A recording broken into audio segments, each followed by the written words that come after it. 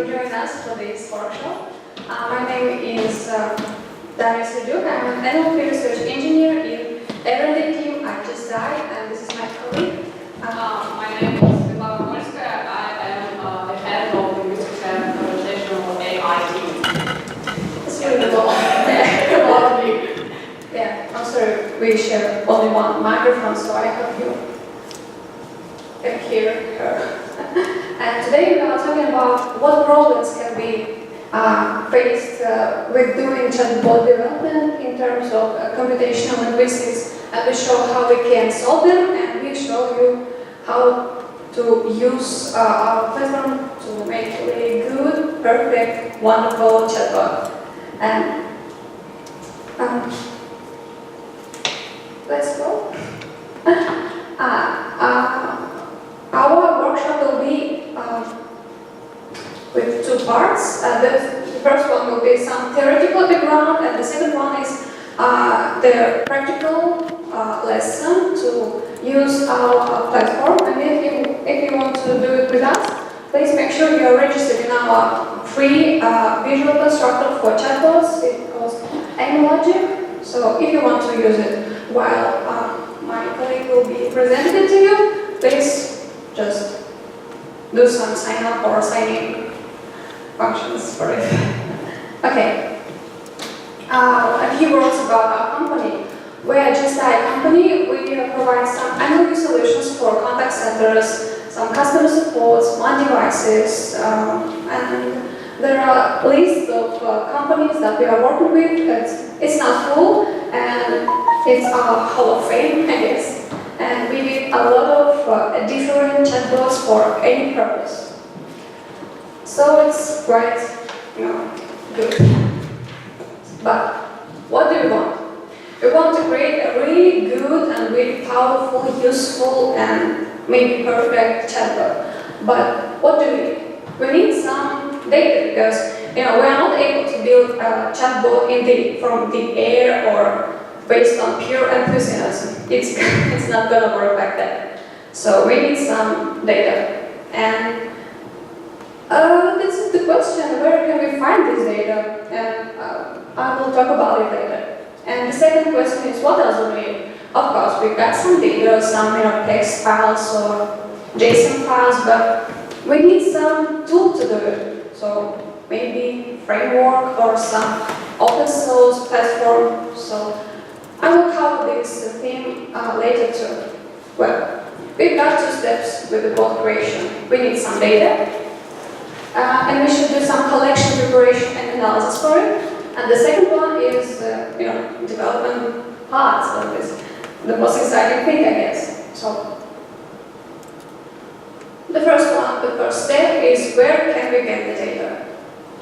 We can get some free datasets from Google or some GitHub repositories and stuff like that, but you can face with some difficulties. It's like license, because you make some profits from your bot. You should pay attention of license, because it will be not fair.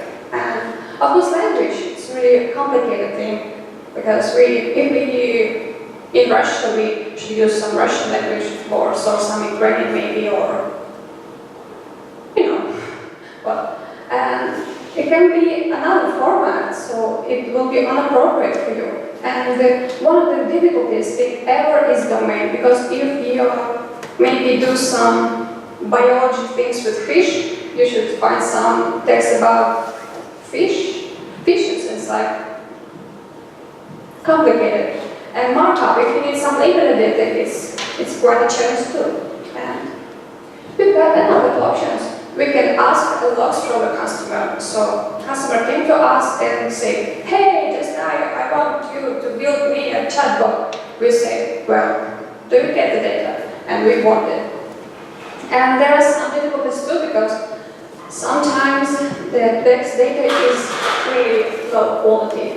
And we need some complicated preparation, because in my practice there are a lot of text with no markup at all. It's just like plain text, and it's kind of hurting me, because we like the format and very useful format.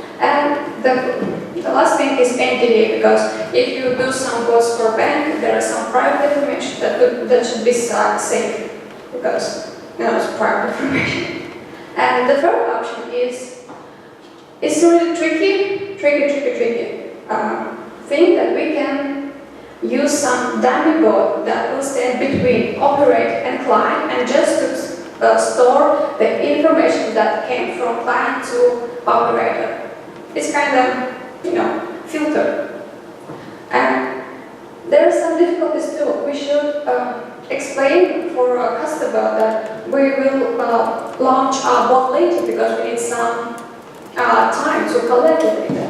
And if there is a lack of time, we will gather a small amount of data and with a low pin coverage. Because just imagine if you are doing some bot for maybe telecom company or some technical support, and in that time, while our bot are running, there is some huge shutdown of the system, and all of the questions that clients will ask to operator will be, oh, I've got a problem, and if you got only one theme covered in dataset, it's not good because your bot will be knowing just one theme, and it will be quite not useful at all. Well, we'll keep with it. And the fourth option is do-it-yourself datasets. It's like you can combine three previous options in this one. So you can use some basic data or do it by your hands or your brain. And you need some, of course, imagination and some external materials or resources. Maybe you need some experts just to talk about this domain field. And for sure, it will still be small and low in coverage. So it's up to you, maybe to use your imagination or, maybe linguistic intuition to make this thing well. We get some data from any resource, and what's next? Well, we should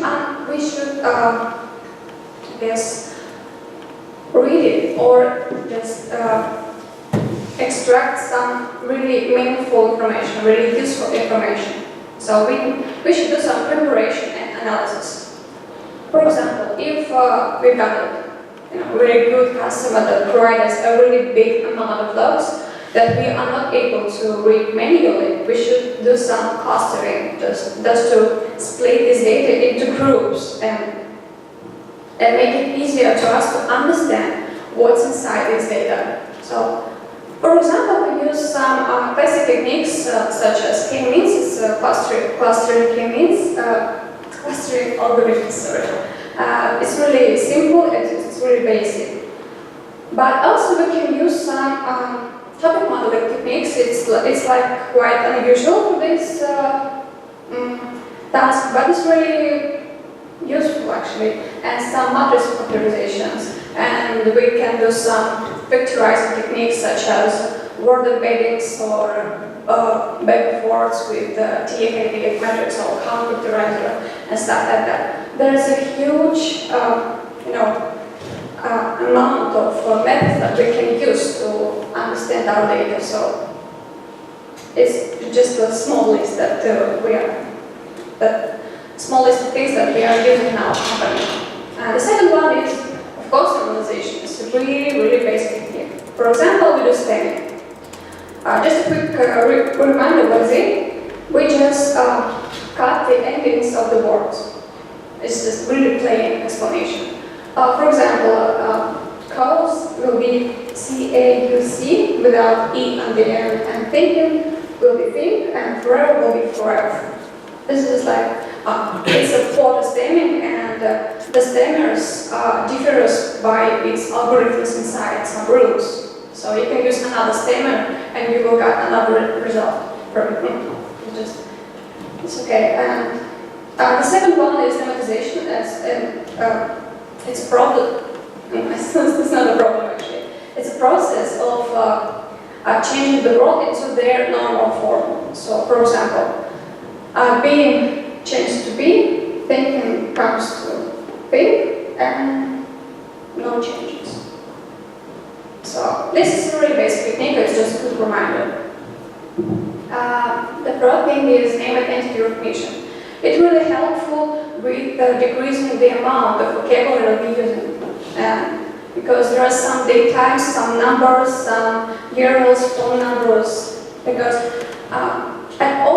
in general, we don't have to know exact phone number. Only thing that we want to know that there is actually phone number, so we can replace it by some tag and use it later. And the really powerful thing to know is the main lexicon, because if you do some, not common bots, but in some domain field, its lexicon will be very good and very useful. We can build some dictionaries, for example, for spell checker or morphology, because, as I said before, some domain lexicons can be unknown for morphological analyzer, and we should train it on the new data. And second one, if we got some labeled data, we should make sure that it's balancing, because if we got imbalanced train set, it will be not good for our model, and we should provide some additional copy if it's not enough for this stage. So imagine we've got a wonderful, really representative text set for our bot. So what we should do next? Of course, we should do some programming, or maybe not a programming if you don't have such skills. And I want to tell you about our platform and how we solve these problems in our platform. And our platform has some really good stuff. It's such as visual editor, because it's really useful when you see the states and transitions between them in bot, so you can see some mistakes or see the flow of conversation. And then we get some really tidy and rich analytics reports, some framework for building some scenarios, and of course machine learning, because it's a really cool thing. I will tell you about some main components that are relative for a workshop. Is spell checker, value manager, tokenizer, morphology analyzer, external resource service, and intent recognition model. So I will start with the tokenizer. It's a really basic thing. Tokenization is a process of just splitting the sentences into its tokens. For example, speed drinks on my database with brackets will be converted into this array. And one really important thing that punctuation is actually can be a token, but it differs from the test that you solve, because sometimes we can just get rid of the punctuation and forget about it, but sometimes we need it so much, especially in when we want to know the emotion, because if in the end of the message there are a lot of exclamation points, we can think about that the client is not that happy, maybe, and he can be angry or sort of things. Well, the tokenization. Now, the second one is morphology analyzer. Morphological information are really important for bot building, because of just this example. Imagine that clients say make sandwich. We understand that it's only one sandwich, and then we can go on to maybe do some HTTP requests or something like that. Well, it's a good flow. Nice. And if a client says make sandwiches, and we don't know how much exactly do we need these sandwiches, we should ask how much do you want. He said 2. We said okay, go on. So knowing that it's singular and this one is plural, we can build the conversation flow in a different ways to help the customer or client solve their problem more faster and more, smarter. Yes. Do you know what's the most insulting and hurting thing in chatbot development for me ever? It's like when people make a lot of grammatical mistakes and typos. Oh my god, it's like, it's really hurting me because you're not able just to read it and to relax. You should just think about, well, this one. And we use spell checker because people are not really, smart. The majority of them. And we need some special dictionaries based on the domain field so we can correct this phrase into a proper one. The next thing is the external resources service. It's a really complicated thing, and I want to show it by example. So if you want to make pattern cities, so we want to find and understand that our customer says something about city, we should use some list of cities. And we should put it into pattern, so it's like complicated. So when our customer says, what is London? We understand that it's actually a city and it's actually London, and we can also answer it by London as a capital of Great Britain. It's kind of tricky thing, but if you get into it, the more you can feel the power of it. Oh well, okay. We just do some preparation, some good stuff, but how can we really understand what the customer means? It's not that easy. So for this purpose, we use intent recognition module.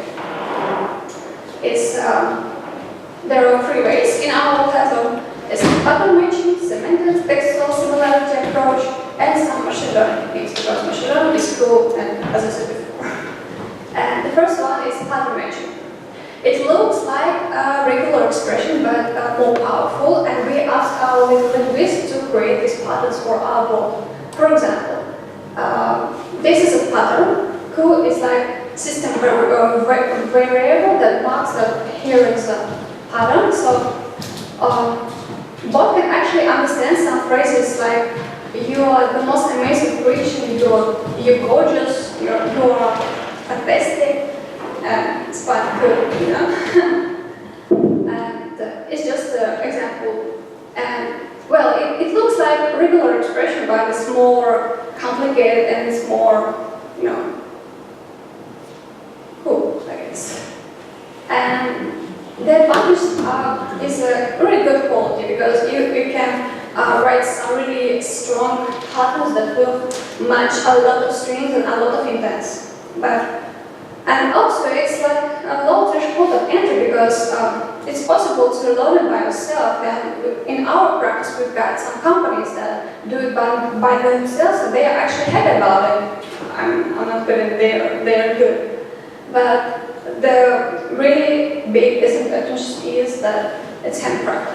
It takes a lot of resources, a lot of time to build it, and it requires a lot of linguistic intuition and domain knowledge and, of course, some imagination because you should use this. The second one is semantic textuality similarity approach. It's like, it looks like it can be mixed with machine learning, but it differs by the way of using. So it looks like the patterns, but they define it more implicitly. For example, we've got the previous pattern, but now we can just write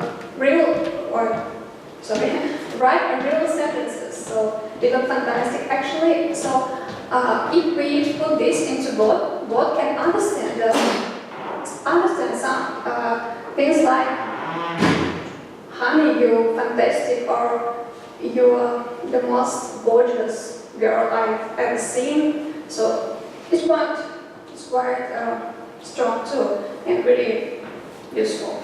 And it's a really flexible and visual approach because all you need is some set of sentences or phrases. And using this approach, you shouldn't do some retrain of your model. You just add new examples and that's it. And it's kind of cool because when you use some machine learning things, you should retrain your model over and over if you got some new data. And it can be weaker than pattern matching because in these examples can be some stop words, some dirty words, and meaningful words, and it can be destructive for our model. And it's still constructed. But it can be semi-optimized, but it should be done by hands and with really, smart. And the last one is, of course, machine learning. And all we need is some data set with text or class. For example, here's just a simple case of text classification. Of course, there are some others, but here I will explain you just this case.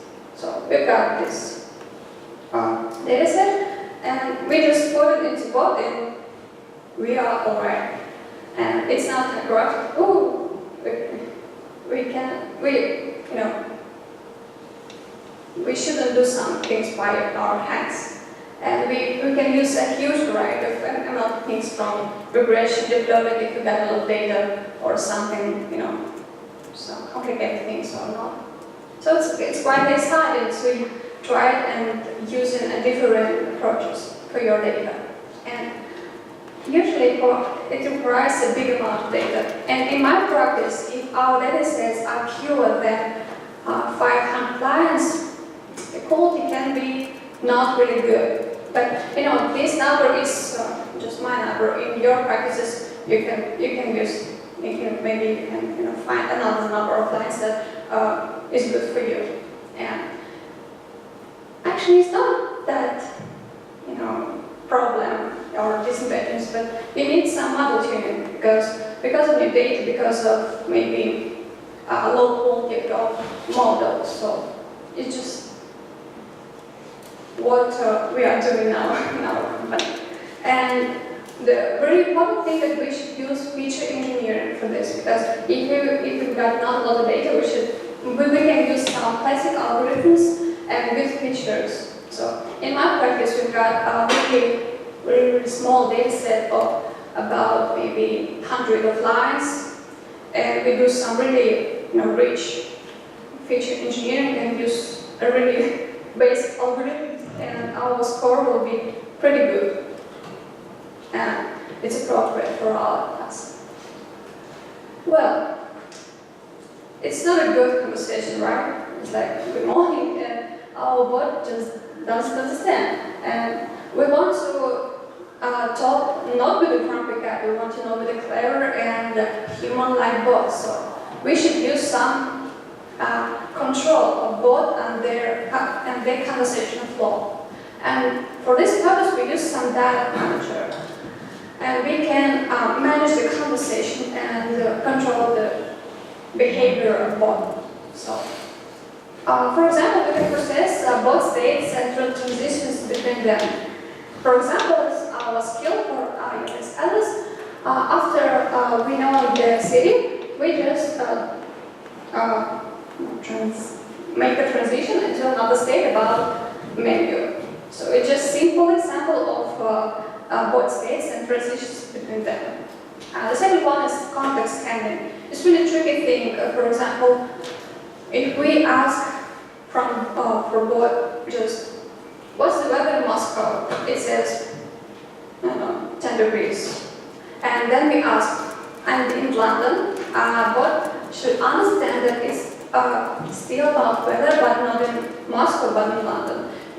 And we are situated in this context, and we should pay attention to it. For example, here is still our skill for IMS Alice, and we choose some big breakfast, and we want to know some nutritional value about it, and he understands that we want to know the nutritional value about big breakfast. And it's quite good actually. Would you please explain more about the context handling? I'm sorry? About context handling, how you are saving the topic of the conversation?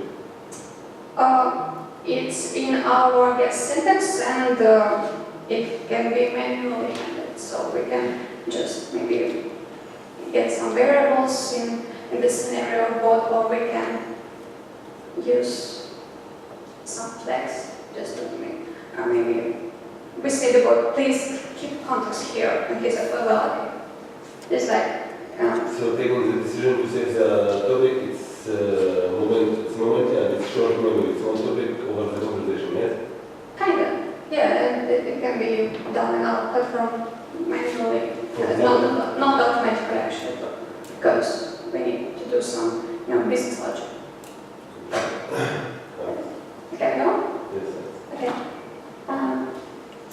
First thing is handling misunderstanding and sticking. This example of good morning and graphic ad can be really, represented. For example, if we say something really unmeaningful to our bot, he understands that it's kind of garbage, and he asks us to reformulate the question or ask us to brush some buttons or menus. So we should pay attention to this too. Okay. And sorry. It's a really tricky thing that we can do some post and pre-processing of user requests, and it helps us to provide a more complicated business logic, and it maybe make our bot more convenient to use. And the last one is saving and working with user information. For this, I mean some maybe name or maybe some information for email or gender and stuff like that. For example, it's really some intimate and cute when your bot just knows your name and talk with you with your name. It's like, oh, it's cute, it's human-like. It's kind of cool, I guess. But what we need for complete happiness, we forget about one important thing is multi-language support, because Russian is good, Russian is really good, but what about English, Chinese? And in our platform it starts with Russian, continues with English, now we are working with Chinese, and we've got some tags for German, and so on, some European languages, and I guess sometimes we take over the world, but I'm not sure about it, but I hope so. And that's all about theoretical things for now. Thank you. And do you have some questions? But maybe I can explain something more widely and maybe more slower. Yes, can I repeat? Oh, About your chatbot, does it work in server or it's client side? we can provide both. We can use our cloud service, and we can build our system in your equipment, I guess. Yes, or Yes, server. So you have your cloud service and you can implement and chatbot in it. Yeah, sure. And it's working under which technology? You are using deep learning, you are using... We are using a lot of technologies. We do some experiments with deep learning, yes. But It's classical, we prefer some classic algorithms because we've got not a lot of data, and sometimes deep learning are not good for a small amount of data. And all these chatbots is working in the measure of business chatbots. This is simple conversation. For example, are you making some chatbots for voice assistants or something like this? Or are you saving the conversation? Do you have user behavior? Are you analyzing the questions? Yeah, sure. Can you make some suggestions for user? Yeah. In your own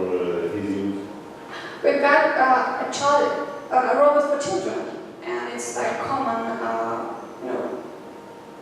common conversations, and we always analyze the questions. Maybe we do some changes in the board, and we can, in our skills for voice assistants, we always have some suggesting of using another skills or something like that. So we have a huge variety of skills that we are providing. But all this analysis is hand done, yes? You don't have, for example, your chat by using, does it have some kind of self-training? Does it train? We're working on this. Oh. Right now it's mostly manual, but now we are really working on this, some reinforcement learning, and we try to do some things in our channel.